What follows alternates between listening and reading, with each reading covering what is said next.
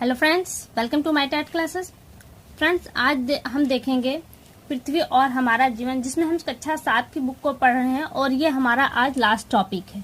इसके बाद हम 6 की बुक हमारी है वो पढ़ेंगे, फिर 8 की बुक है उसको पढ़ेंगे। इसी तरह से हमारी और 5 बुक्स हैं उनको भी हम पढ़ेंगे, ताकि जो हमारी तैयारी है वो परफेक्ट हो।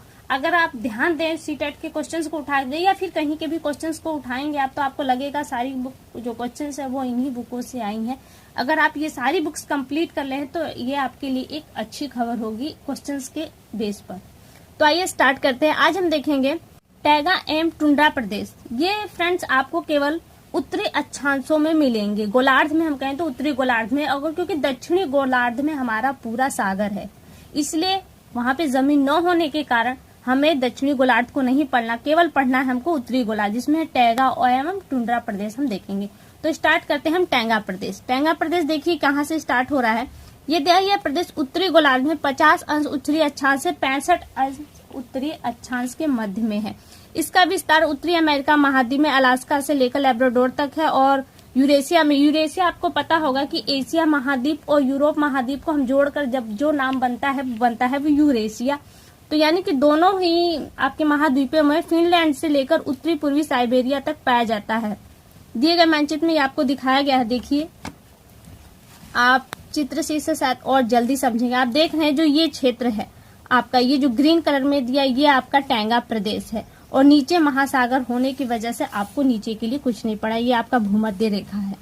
फिर दिया है यहाँ परमानेंटली ठंडी रहती है। कहा जा रहा है कि यहाँ पे 6 से 7 माह बर्फ से ढके रहते हैं ये प्रदेश। ये जो प्रदेश आप देख रहे हैं ये 6 से 7 माह बर्फ से ढके रहते हैं। यहाँ पे बर्फीली हवाएं चलती हैं, कठोर ठंडियां पड़ती हैं और कहा जा रहा है कि जो संसार का सबसे ठंडा शहर है, नगर है, वो आपका यहीं पे मिलता है, जिसका नाम है बारखोयास नगर। वो इसी में यानी कि साइबेरिया में स्थित है। फिर आगे दिया है, इसके बारे में थोड़ा सा जान लेते हैं। यहाँ पे साल भर ठंडी हवाएं चलती है। वर्षा यहाँ पे बहुत नाम मात्र वर्षा होती है। और यहाँ पे दिया है टैगा शब्द, इसे साइबेरिया में टैगा कहा जाता है।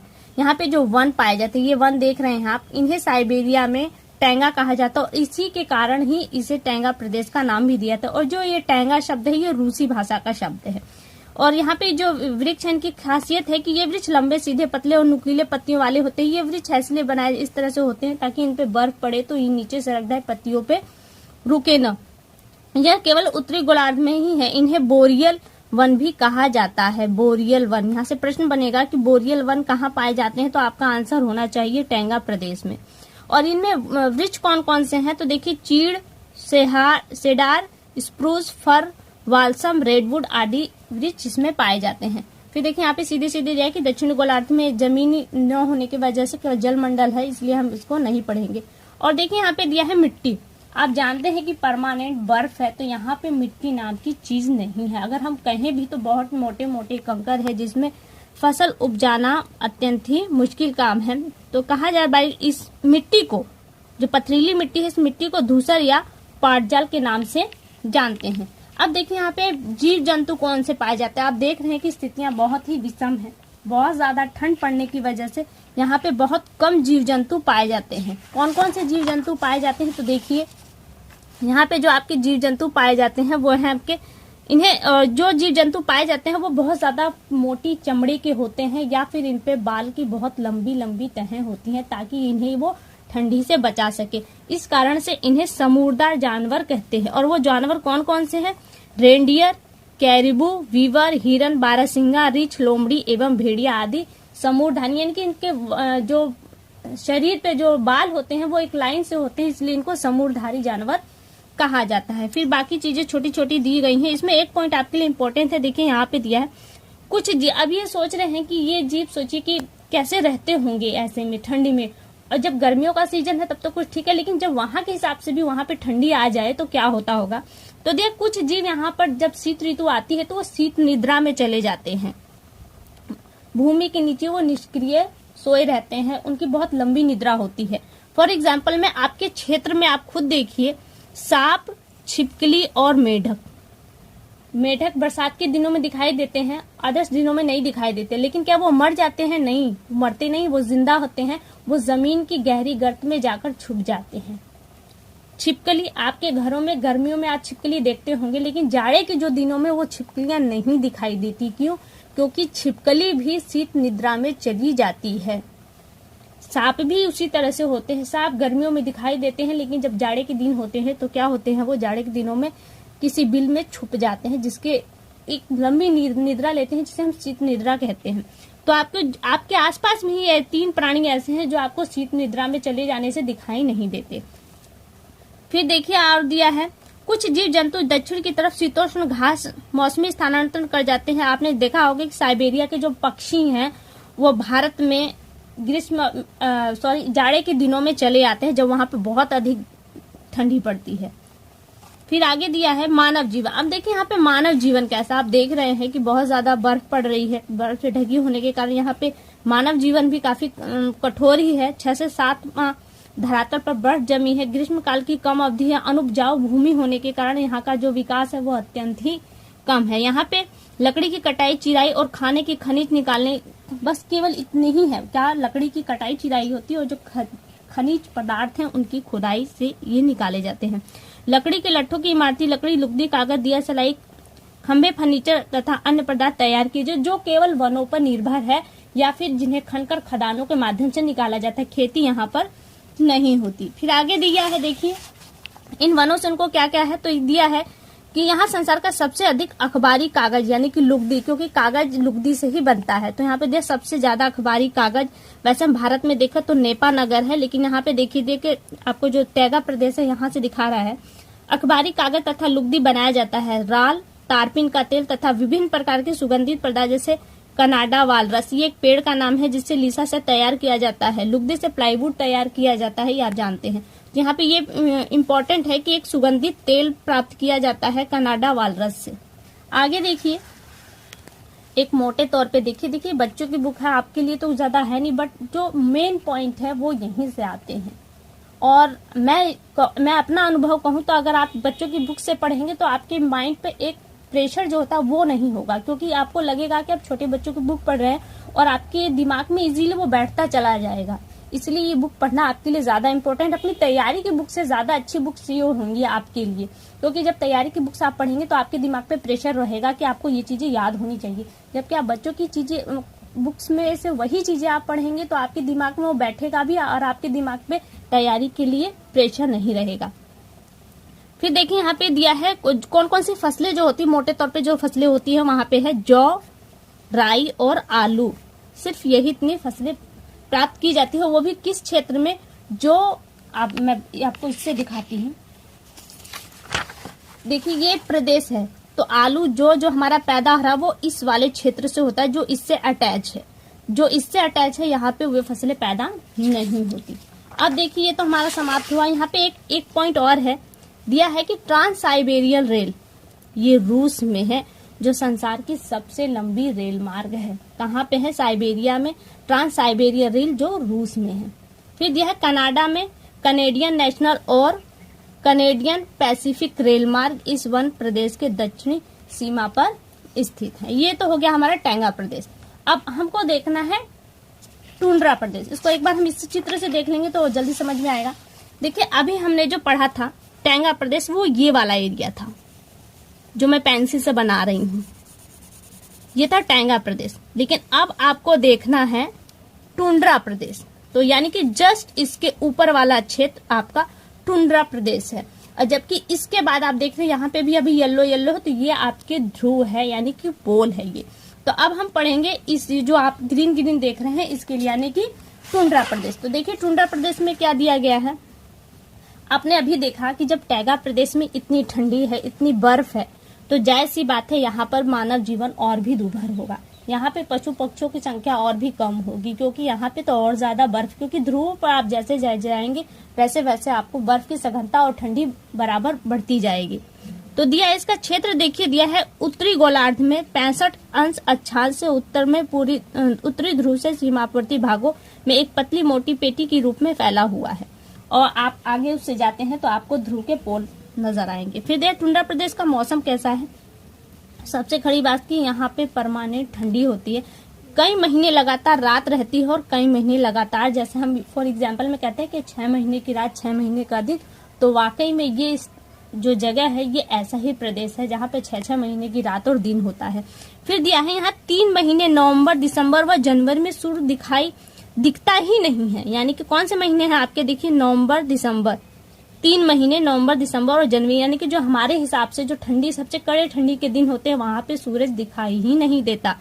और फिर कहें जो 3 महीने जो हमारे क्षेत्र से सबसे ज्यादा गर्म होते हैं, मई, जून और जुलाई में केवल सूर्य दिखाई देता है, और वो भी वहां पे सूर्य परमानेंट 3 महीने लगातार दिखाई देता है, वो अस्त नहीं होता। यानी कि 3 महीने दिन रात नहीं होते, केवल दिन ही रहता है, और 3 महीने लगातार रात रहता है। फिर आगे दिया है यहाँ का धरातल कम से कम 8 महीने तक पूरी तरह बर्फ से ढका रहता है, और यहाँ पूरे साल अत्यधिक ठंड रहती है। तो अब सोचिए यहाँ का जीवन कैसा होगा। और यहाँ परमानेंटली जो है ठंडी हवाएं और हिमपात होते रहते हैं।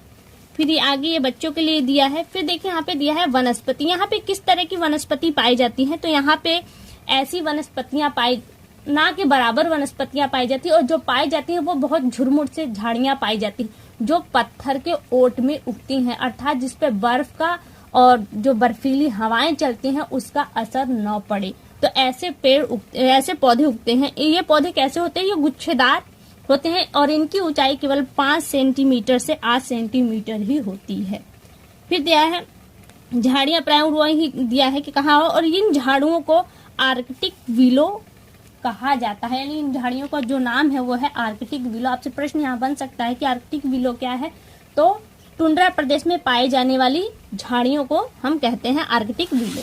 आगे देखिए दिया है गर्मी में बर्फ पिघलने पर, जब गर्मी का मौसम आता है तो यहाँ पे बर्फ पिघलती है, तो थोड़ी बहुत पत्थरों पे लाइकेन, काई, वर्च एवं एल्डर के छोटे छोटे पौधे उगते हैं जो रेंडियर पशु का मुख्य भोजन है। और रेंडियर यहाँ का शीत प्रदेश का सबसे मुख्य पशु है और सबसे बड़ा पशु है। अब यहाँ पे जीव जंतु कौन कौन से पाए जाते हैं, देखिए यहाँ पे दिया रेंडियर, ध्रुवीय भालू, आर्कटिक लोमड़ी, मस्क, वैल, कैरबू, भेड़िया, लैमिंग आदि जीव जंतु पाए जाते हैं। ये इतनी ठंड कैसे में जीवित रहते हैं, तो ये ठंड में जीवित रहने का इनका सबसे बड़ा रीजन है कि इनकी चमड़ी इतनी मोटी होती है कि ठंडी अंदर प्रवेश नहीं कर पाती। और पशुओं के शरीर पे इतने बाल, घने बाल होते हैं, बड़े बाल होते हैं कि ठंडी वहां पर भी इंटर नहीं कर पाती उनके शरीर में। और इनके पैरों की बनावट इतनी अजीब होती है कि बर्फ में धंसने के बावजूद भी ये ठंडे नहीं पड़ते, जिसके कारण से ये पशु यहाँ पाए जाते हैं। फिर दिया है ध्रुवीय भालू, और कभी यही चीज है। यहाँ के समुद्र में सील, व्हेल और विशालकाय वालरस निवास करते हैं जो मई व जून महीने में स्थल पर आ जाते हैं, क्योंकि जब गर्मियों का सीजन होता है तो ये बाहर निकलते हैं, अन्यथा शीत निद्रा में चले जाते हैं। और सबसे यहाँ पे मानव जीवन देखिए, इसमें सबसे ज्यादा जो इम्पोर्टेंट है ये मकान है। सी टेट के नजरिए से मेरे लिए ये इम्पोर्टेंट है, क्योंकि इसी तरह का मकान देकर पूछेगा कि ये किस तरह का मकान है, इसका नाम पूछा जाएगा आपसे। तो देखिए टुंड्रा क्षेत्र में भूतटिक ठंड पड़ती है, इसलिए यहाँ पे बहुत कम, यूं कह ले कि ना के बराबर लोग पाए जाते हैं, और कुछ जनजातियां हैं तो वो पाए जाते हैं। उत्तरी अमेरिका, ग्रीनलैंड आदि के टुंड्रा निवासी एस्किमो कहते हैं, जो वहाँ पे जो टुंड्रा प्रदेश में रहते हैं उनको हम एस्किमो कहते हैं। और फिनलैंड के लेप और साइबेरिया के याकूत कहलाते हैं, जिसमें आपका एस्किमो सबसे ज्यादा इम्पोर्टेंट है, क्योंकि प्रश्न यहीं से बनते हैं, आपका लेप और याकूत से नहीं बनता। एस्किमो किसे कहते हैं, जो बर्फ के मकानों में रहते हैं उन्हें हम एस्किमो कहते हैं, या ठंडे प्रदेशों में रहते हैं उन्हें हम एस्किमो कहते हैं। फिर आपका ये बनता है, यहाँ के लोग बर्फ के घर बनाकर रहते हैं। यहाँ के लोग बर्फ को ही काटकर पत्थरनुमा ढालकर उन्हें गोल छोटे आकार में बना, जैसे आपकी चित्र में देख रहे हैं, और इस मकान को इग्लू कहते हैं। यहाँ पे ये प्रश्न भी इम्पोर्टेंट है, बर्फ के बने मकानों को इग्लू कहते हैं। फिर दिया है कि ये अब बर्फ के मकान तो पिघल जाएंगे, ठंडी भी बर्फ का ही है तो अंदर ठंडी भी होगी, लेकिन ऐसा नहीं है। ये अंदर बर्फ, एक रेंडियर पशु जो है उसकी खाल लगा लेती है, जिसकी वजह से गर्म मकान रहता है। अब यहाँ पे मिट्टी ना के बराबर है, मिट्टी होगी कहाँ से, जब परमानेंटली बर्फ ढकी है तो मिट्टी होने के कोई चांस ही नहीं, इसलिए यहाँ पे कोई फसल नहीं उगती। और यहाँ पे जो जनजातियां हैं वो पूरी तरह से मांस पर ही निर्भर करती हैं, और ये लोग अपना शिकार हार्पून और तीर से करते हैं। हार्पून से आप जानते हैं हार्पून से मछलियां पकड़ते हैं, और तीर कमान से जो ऊपर पशु चारण के वाले हैं उन पशुओं का वो शिकार करते हैं। और नाव को यहाँ के जो निवासी हैं ये नाव बनाते हैं, जिस पे चढ़कर वे मछलियों का शिकार करते हैं। इसे कयाक कहा जाए। इस नाव को कयाक कहते हैं। ये नाव बनती कैसे है? ये रेंडियर के हड्डी से रेंडियर के खाल चढ़ाकर बनाई जाती है, यानी कि रेंडियर पशु के हड्डी और खाल से ही ये नाव बनाई जाती है, जिसे कयाक का नाम दिया गया है। आगे दिया है इसमें, आगे रोशनी करने के लिए ये लोग रेंडियर की चर्बी को ही यूज करते हैं, और यहाँ के लोग रेंडियर व ध्रुवीय कुत्तों का पालन करते हैं, और रेंडियर से इन्हें दूध, मांस, चर्बी, हड्डी व खाने के लिए मिलती है। ध्रुवीय कुत्ते स्लेज गाड़ी को खींचने के काम आते हैं। जिस तरह से हम लोग पहिए की गाड़ी यूज करते हैं, इसी तरह से वहाँ के जो लोग हैं वो बर्फ से ढकी होने के कारण वो जमीन एक ऐसी गाड़ी यूज करते हैं जिसे कुत्ते खींचते हैं। वो बिना पहिए की गाड़ी होती है, जिसे हम स्लेज गाड़ी कहते हैं। वो वहाँ के जंगली कुत्तों द्वारा खिंचवाई जाती है। फिर दिया है पिछले 50 वर्ष से टुंड्रा निवासियों के जीवन में पर्याप्त अंतर आया है। इसके लिए जीवन स्तर में सुधार हेतु प्रयास किए जा रहे हैं। अब ये लोग खालों के स्थान पर फर वाले कपड़े, हार्पून के स्थान पर राइफल, कयाक के स्थान पर मोटर वाली नाव का प्रयोग करने लगे। अब ठंड से बचने के लिए ये लोग इग्लू की छत पर कालीन लगा देते हैं। अंदर जो छत पे अभी वो रेंडियर का खाल लगा रहे थे, अब वो कालीन लगाने लगे हैं। रूस की सरकार ने रेंडियर फार्म बनाए, जिससे इनके जीवन स्तर में सुधार हुआ है। और सबसे इम्पोर्टेंट बात देखिए कि भारत हमारा कालीन के लिए सबसे ज्यादा फेमस है, और भारत, ये लाइन तो आपको शायद दिखाई ही नहीं दे रही होगी इसमें। और भारत में हमारा जो है भदोही, यूपी का भदोही जिला है, वो सबसे ज्यादा इम्पोर्टेंट है कालीन के लिए। तो ये टुंड्रा प्रदेश में एस्किमो लोग जो अब गलीचा जो यूज कर रहे हैं, कालीन यूज कर रहे हैं, वो भारत के भदोही जिले से ही उनको दिया जाता है। आगे देखिए, आगे जो येलो बॉक्स देख रहे हैं ये आपके लिए इम्पोर्टेंट है। रॉबर्ट पियरे उत्तरी ध्रुव पर पहुंचने वाले पहले व्यक्ति थे। उत्तरी ध्रुव पर, जहाँ की हम बातें कर रहे हैं, वहां पर पहुंचने वाले रॉबर्ट पियरे पहले व्यक्ति थे। और दक्षिणी ध्रुव पर पहुंचने वाले व्यक्ति जो थे तो एम डनसन थे, पहले व्यक्ति। टुंड्रा प्रदेश में चलने वाली बर्फीली हवाओं को ब्लिजार्ड कहते हैं। और वहीं दिया है कनाडा के कोटधारी वनों में लकड़ी काटने का व्यवसाय करने वाले लोगों को लंबरजैक कहते हैं। तो फ्रेंड्स, ये तो यहीं पे समाप्त है। इसका जो अभ्यास है इसे थोड़ा सा देख लेते हैं। अभ्यास में कुछ खास नहीं है, केवल आपके लिए यही है, कहीं जोड़े मिलाइए। तो देखते हैं, पहला है बरखोयास्क। बरखोयास्क क्या है? तो ये एक सबसे ठंडा, संसार का सबसे ठंडा प्रदेश है, शहर है, सबसे ठंडा स्थान है। फिर दिया है कनाडा वालरस। कनाडा वालरस एक वृक्ष है जिससे सुगंधित पदार्थ बनाए जाते हैं, तो ये है सुगंधित पदार्थ। कयाक, कयाक टुंड्रा निवासियों द्वारा बनाया गया नाव है जिसपे वो शिकार करते हैं, नाव। आर्कटिक विलो, आर्कटिक विलो उस झाड़ी का नाम है जो टुंड्रा प्रदेश में उगती है। उत्तरी ध्रुव की खोज रॉबर्ट पियरी ने की थी, और दक्षिणी ध्रुव की खोज जो की थी एम्डसन ने की थी। ये इसका मिलान हो गया। फिर रिक्त स्थान है, देख लेते हैं, इसे भी रिक्त स्थान में दिया है। शीतकाल में के पक्षी भारत के मैदान में प्रवास करते हैं, तो शीतकाल में साइबेरिया पक्षी भारत में प्रवास के लिए आती हैं। साइबेरिया, बेरिया के पक्षी। वोरियल वन केवल कहाँ पाए जाते हैं? वो आपका है टैंगा प्रदेश में ही केवल वोरियल वन पाए जाते हैं। फिर दिया है काई लाइकेन और बर्फ। टैंगा प्रदेश में जब थोड़ी बर्फ पिघलती है तो पत्थरों पर ये उगते हैं, तो ये कहाँ पाए जाते हैं? आपके टुंड्रा प्रदेश में। फिर दिया है टैगा प्रदेश में वन पाए जाते, जो टैगा प्रदेश में जो वन पाए जाते हैं उन्हें क्या कहा जाता है? तो उसे कहा जाता है वोरियल। फिर दिया है फिनलैंड के टुंड्रा निवासियों को, जो फिनलैंड है वहां के टुंड्रा जो निवासी, उन्हें क्या कहा जाता है? उन्हें लैप कहा जाता है, अभी हमने पढ़ा था पीछे। फिर दिया है टुंड्रा निवासी शिकार के लिए जिस नाव पर का प्रयोग करते हैं उसे क्या कहा जाता है? वो किससे बनती है? रेंडियर के खाल से और हड्डी से। तो उस नाव को क्या कहा जाता है? उस नाव को कहा जाता है कयाक। तो फ्रेंड्स, ये क्लास 7 की जो बुक है ये आज आपकी समाप्त हो गई। अब हम क्लास 6 की बुक स्टार्ट करेंगे। तो फ्रेंड्स, आज के लिए अभी इतना ही। अगली वीडियो में आपसे बहुत जल्द मुलाकात होगी, तब तक के लिए नमस्कार।